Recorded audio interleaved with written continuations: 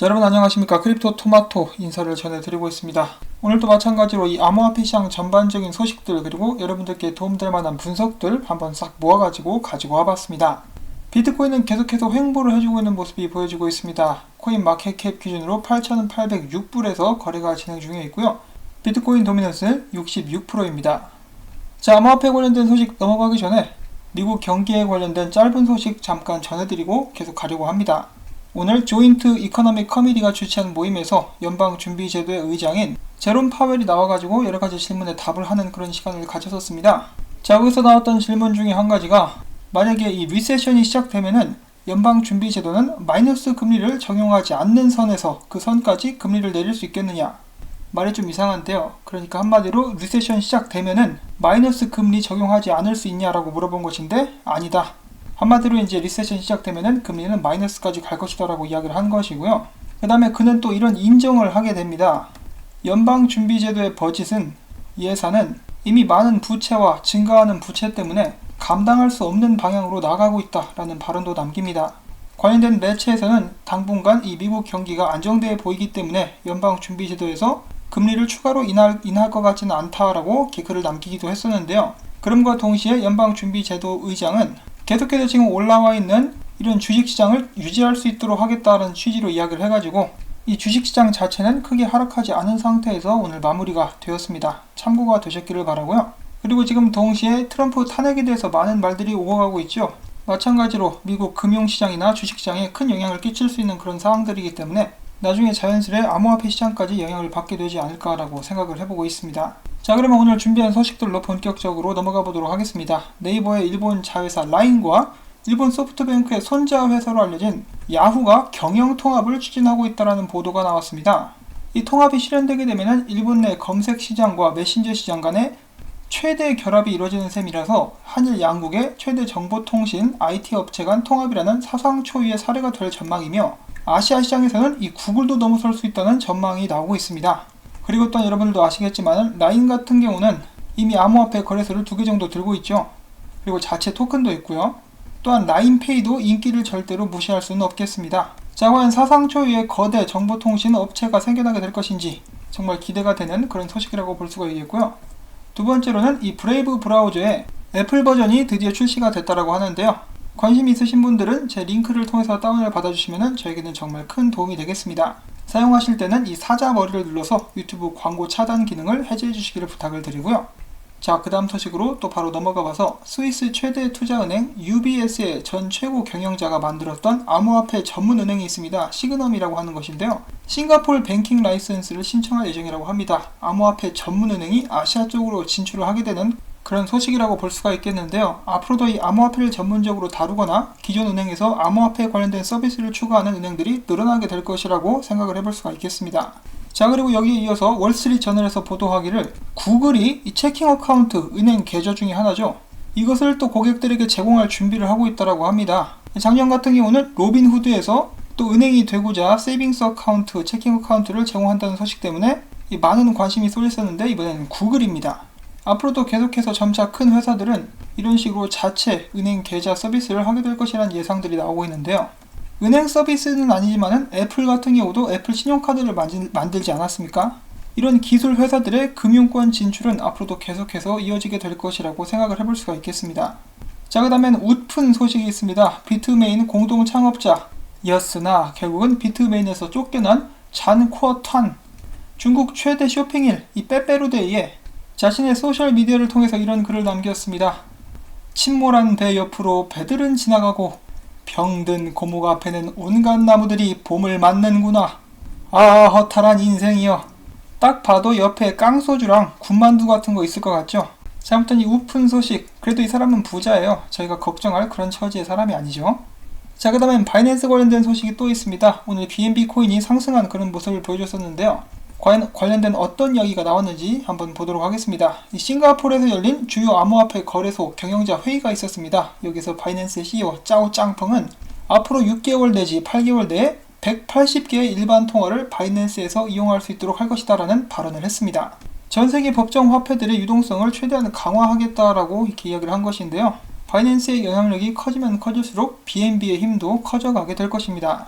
자, 그 다음은 암호화폐 거래 및 투자 플랫폼 크립토닷컴이 싱가포르 소재 암호화폐 기업 엑스펄스와 파트너십을 체결하고 싱가포르 달러 기반의 파일럿 스테이블 코인 스트레이트 X, XSGD를 그들의 크립토닷컴 페이먼트에 도입할 예정이다라고 밝혔습니다. 자, 그 다음에는 최근에 쏟아져 나오고 있는 트론 관련된 소식 오늘도 준비를 해봤습니다. 저도 이 영상에서 몇 차례 이미 언급을 했었던 그런 부분이 사실로 확인이 되었는데요. 아시아 쪽의 투자자들이 이 서클로부터 폴로니엑스를 인수한다라고 했을 때부터 저스틴 선이 함께 참여를 했었다라는 의혹들이 많이 있었는데, 뭐 의혹이랄 것까지는 없죠. 그런 소문들이 많이 있었는데, 이번에 트론은 폴로니엑스와 거래소에 투자한 투자그룹의 일원이다라고 밝힌 것입니다. 그래서 처음부터 함께 했었다라는 것을 다시 한번 확인을 할 수가 있었고, 앞으로 폴로니엑스에서는 트론 관련된 이벤트들을 많이 볼 수 있게 될 것 같습니다. 그리고 또 저스틴 선은 그에 이어서 다가오는 2020년 2월 29일 니트론 서밋을 개최할 예정이다라고 밝혔고요. 2019년 같은 경우는 NBA 스타 코비 브라이언트를 섭외했듯이 2020년도에도 대형 비밀 게스트를 초대했다라고 덧붙였습니다. 누굴까요? 혹시 워렌 버핏? 아니면 또 다른 NBA 스타 야오밍? 그러면 데려온 김에 최용만까지. 자, 아무튼 이 비밀 게스트 별로 궁금하지는 않은데 공개가 되는 대로 또 전달을 해드리도록 하겠습니다. 자, 그 다음에 이어서 비트코인 개발자 중에 우디 워트하이머라는 사람이 있는데요. 그는 이 트론과 폴로니엑스에 관련된 투자를 두고 이렇게 이야기를 했습니다. 2020년 트론이 이더리움을 넘어설 것이다. 트론은 더 많은 블록과 트랜잭션, 빠른 개발 속도, 비즈니스 감각, 많은 실사용 사례, 검열 저항성 등을 묘사를 했는데요. 반면에 이더리움은 이더리움 이까짓 거 느리다, 비효율적이다, 융통성이 없다, 개발 지옥이다, 비즈니스 스킬이 부족하다, 싫은 것은 뭐든지 검열 등으로 묘사를 했습니다. 자, 과연 트론은 이더리움을 넘어설 수 있을까요? 많은 사람들로부터 인기를 얻고 있는 크립토랜드 암호화폐 분석가인데요. 그는 최근에 트론이 크게 상승할 수 있는 준비를 마쳤다라고 이야기를 하고 있습니다. 자, 이 트론 펌핑이 일어나도 전혀 이상하지 않은 그런 상황이죠. 참고를 해주시면 좋을 것 같고요. 좀 확대하면 이런 모습을 보여주고 있는데, 그리고 또한 이 크립토랜드의 분석은 아니지만은 이더리움도 아주 좋은 모습을 보여주고 있다고 합니다. 곧 있으면 크게 상승할 준비를 이더리움도 맞춰가고 있다라는 그런 이야기가 있어서 여러분들께 마찬가지로 공유를 해드립니다. 자, 그 다음에 이더리움에 관련된 또 다른 소식, 암호화폐 전문 분석업체 코인매트릭스가 이야기합니다. ERC20 기반 토큰의 시가총액이 이더리움의 시가총액에 근접했다. 이것이 무슨 의미냐? 이더리움이 자산 발행과 프로그램이 가능한 자산 역할로서 엄청난 성장을 한 것으로 볼 수 있다는 것이다. 자, 다가오는 2020년 트론 대 이더리움 이 대결 구도도 나름 정말 기대가 많이 되는데요. 이더리움 2.0이 일단 안정적으로 개발이 계속해서 진행이 될 수 있기를 바라봐야겠죠. 자, 그 다음에는 잠시 쉬어가는 시간, 앞으로 다가오게 될 암호화폐 시장을 생각하면서 이 영상을 한번 보시면 좋을 것 같습니다. 소리는 없고요.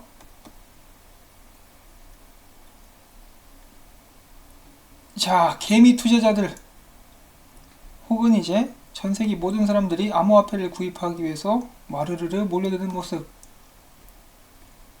2020년도에 이런 일들이 꼭 일어날 수 있기를 바라봅니다.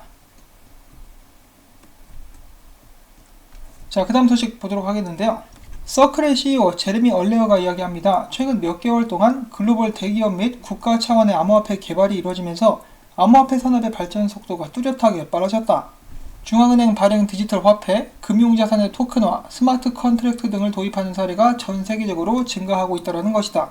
자, 여러분들께서 이 암호화폐 시장에 관심이 있으셨다면 여러분들은 어떤 의견을 가지고 계십니까? 이 사람의 의견에 동의를 하십니까? 아직도 갈 길이 멀긴 하지만은 최근 들어서 많은 긍정적인 소식 및 움직임들이 일어나고 있는 것은 사실입니다. 자, 그 다음에는 재미있는 설문조사 결과가 호주로부터 나오게 되는데요. 40세 미만 호주 인구 중에 50% 이상이 앞으로 5년 안에 암호화폐를 보유할 것이다 라고 합니다. 그 중에서 가장 인기가 있었던 것이 비트코인. 현재 호주에서 가장 널리 인정받고 있는 암호화폐라고 하고요. 두 번째로 설문조사에서 사람들이 대답한 것은 바로 XRP, 세 번째는 이더리움, 네 번째는 라이트코인, 다섯 번째는 비트코인 캐시였다고 합니다. 앞으로 5년 후가 되면은 호주 내에서는 암호화폐를 투자하는 것, 그리고 암호화폐를 사용해서 결제를 하는 것이 정말 일상의 생활화가 되었을 수도 있겠다라는 그런 생각이 듭니다. 한국은 어떻게 될까요? 5년 후에도 비트코인 하면은 그 가상화폐 사기 위대하신 전 법무부 장관 박상기 님께서, 그리고 이 유모 씨께서 그거 사기라고 했어, 이렇게 할까요? 제발 좀 열린 마음을 가진 사람들이 많이 늘어날 수 있기를 바라보면서 이 다음 소식도 보도록 하겠는데요. 미국 관련된 소식입니다. 미국 상품선물거래위원회 위원장 히스타버스가 이야기하기를 암호화폐와 블록체인의 공간에서 미국이 보다 적극적인 역할과 리더십이 필요하다라고 이야기를 했습니다. 또한 그들은 SEC와 거의 매일매일 소통하고 있다고 이야기를 하기도 했는데요. 이제 그들도 점차 미국이 다른 나라들에 비해서 뒤처져 가고 있다는 것을 인식하고 있는 듯 합니다. 지금이라도 정말 더 적극적으로 나서려고 하는 그런 모습들이 보여지고 있습니다. 이것뿐만 아니라 미국 같은 경우는 지금 여야를 막론하고 정치인들도 암호화폐에 대해서 관심을 많이 갖고 있는데요. 미국으로부터 좋은 소식들 빨리 나올 수 있기를 한번 바라봅니다. 자, 그리고 오랜만에 팀 드레이퍼 최근에 하는 발언도 잠깐 보도록 하겠는데요. 그는 이렇게 이야기를 했다라고 합니다. 최근 있었던 블록체인 서밋에서 이 라이트닝 네트워크와 같은 기술 혁신이 비트코인 가격의 상승을 이끌 수 있는 중요한 열쇠가 될 것이다.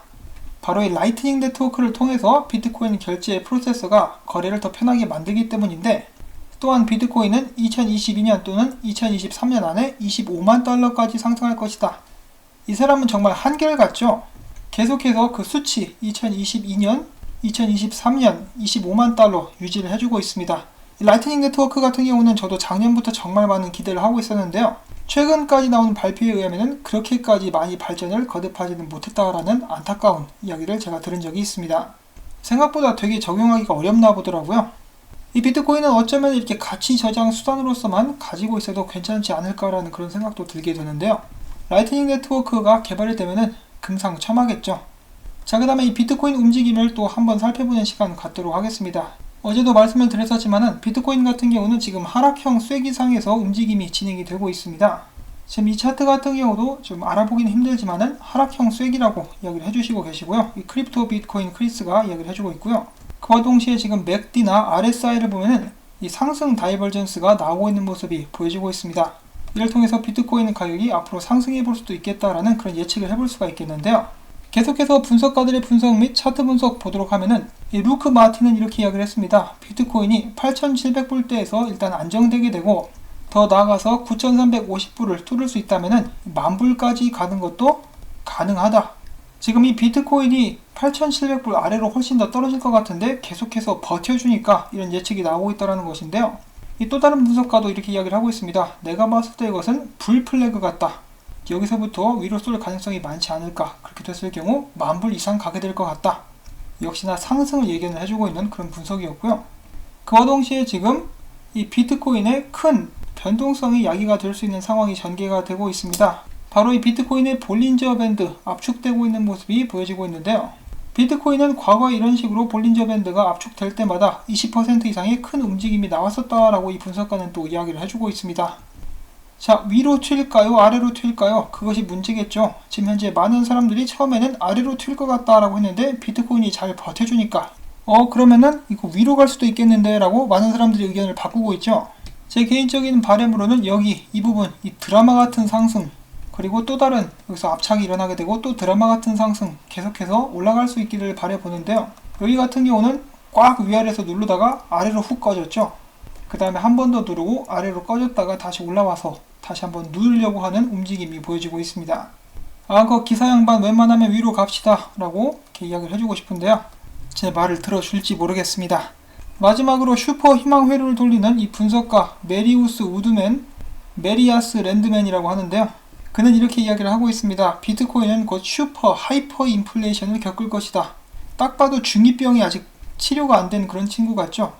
그러면서 그는 한마디 더 덧붙이게 되는데요. 비트코인 가격은 인플레이션을 겪으며 100만 달러까지 치솟을 수 있다. 아주 그냥 설레발을 무장구 치듯이 사정없이 때리고 있는 모습을 보여주고 있는데요. 일단 전고점 먼저 갑시다. 14,000불 뚫고 2만불 뚫고 나서 그때 이제 또 100만 달러는 좀 그렇고 10만 달러 이야기를 해보든지 그렇게 될 수 있기를 바라보면서 또 오늘 영상은 마무리를 짓도록 하겠습니다. 이 영상이 도움이 됐다, 즐거웠다 싶으신 분들은 구독과 좋아요, 그리고 제가 계속해서 이렇게 열심히 일할 수 있도록 광고 시청, 처음부터 광고가 마무리될 때까지 이 영상을 꼭 이렇게 끝까지 재생 여러분들께 부탁을 드립니다. 이 광고 시청이 있어야 저도 이제 먹고 살 수가 있거든요. 너무 적나라한가? 자, 아무튼 오늘도 방문해주신 여러분들께 진심으로 감사의 말씀 전해드리면서 저는 다음에 또 열심히 정보를 모아가지고 가지고 오도록 하겠습니다. 안녕히 계십시오.